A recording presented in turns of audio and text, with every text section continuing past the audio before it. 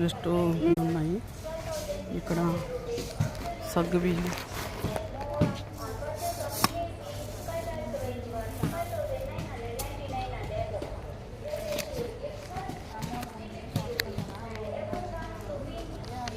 Sweet తల్లి,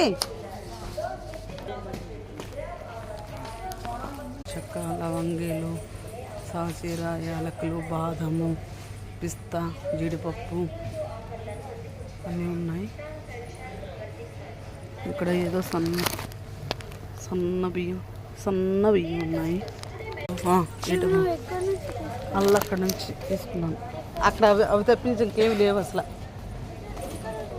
అటు side వెళ్ళాను రా, అవి తప్పించి ఇంకేం లేవు అసలు అక్కడ.